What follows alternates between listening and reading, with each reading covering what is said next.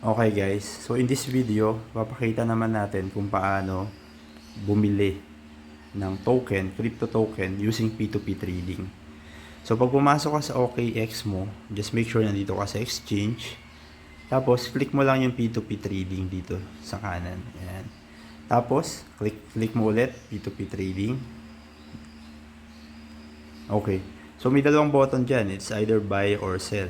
Pwede ka rin kasi magbenta P2P. In this case, bibili tayo ng USDT. So dito mo makikita yung token na pwede mong bilhin via P2P. Apat lang yung available. Dalawang stable token, Bitcoin and Ethereum. So pwede ka rin pumili ng payment method.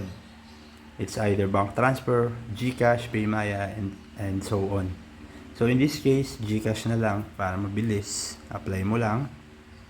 Then, makikita nyo kasi dyan, may mga order limit bawat buyer. So, kagaya dito, 5,000 yung minimum. Pero yung maximum, nasa 176. Makakapili rin kayo ng amount.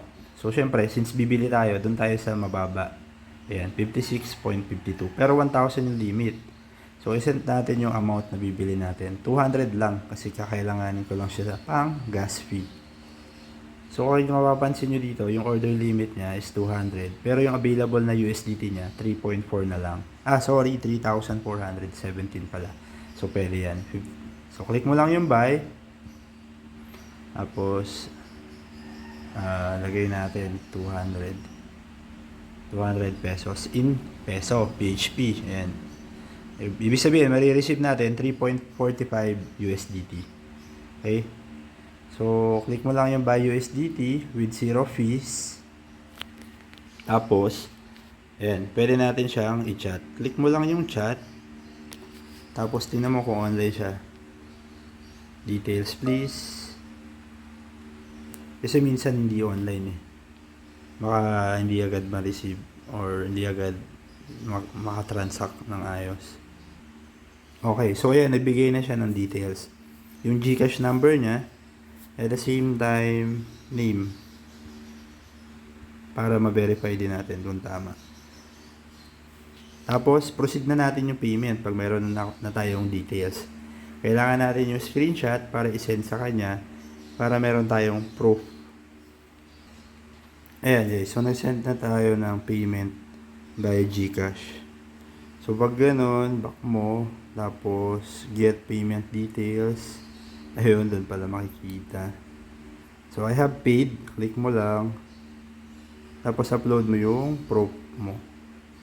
Once nalagay mo na, click mo yung confirm payment. Tapos, antayin mo i-release niya sa'yo yung token. Yan na natin. Hindi pa nagsisend eh. Wait lang natin. Meron palang reminder dito sa baba na never cancel your order for any reason after you paid if the seller asks you to cancel the order payment, order after payment, or refuses to release the crypto. Okay, so yeah, baka kasi sabihin ng seller i-cancel mo pero na-send mo na pala. Ayan, seller receive payment, order complete. So check natin yung asset kung pumasok na. So, I think wala pa. Antay-antay lang natin. Ayan, pumasok na pala. Sorry. 192 pesos na lang equivalent na USD. So, ngayon, kailangan ko siyang gawing BNB. I-convert ko siya into BNB bago ko i-send dun sa wallet ko. Sige. Pag ganoon guys, kailangan muna natin siya i-transfer from funding to trading. So, transfer lang natin. Max amount, tapos confirm mo lang yan. So, transfer successful. Wala pang charges yun. So, nilipat mo lang naman from funding to trading. Then, click mo yung convert.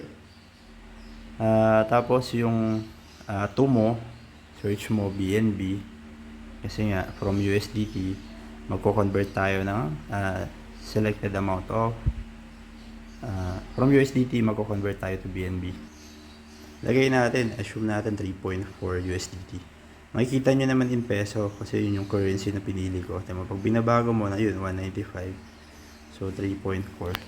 Meron tayong 0.01 na BNB na marireceive. Convert natin. 0 fees, then convert. So, view assets. Ayan. So, meron na tayong BNB. 0.01 BNB. So, kung i-withdraw na natin yan, click natin yung BNB na yan para sure.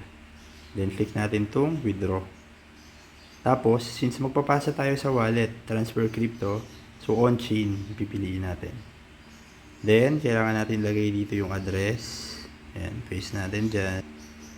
Tapos, withdrawal network, syempre yan, BNB. Then, yung amount, yung minimum dyan is 0.01 guys. Tapos, select withdrawal, syempre nasa funding natin siya. So, click mo lang yung submit. And then, I understand. Tapos, continue. So, double check nyo tama yung network, yung address niya, yung amount, so may network fee, then yung amount na marireceive niya, yun, 0.008 BNB. So, may verification code lang yan sa email nyo, tapos phone. So, send nyo, then lagay nyo yung code, sige. After nyo ilagay yung code, click nyo lang yung confirm. So, yan, tapos na. So, tingnan natin. Ayan, meron siya mga confirmation process. Hindi naman yun outright. Hintay lang tayo mga 5 to 10 minutes. Then check natin yung wallet. Nandun na yun. Okay. So guys, request lang to subscribe on my channel. And yeah. Salamat. Bye.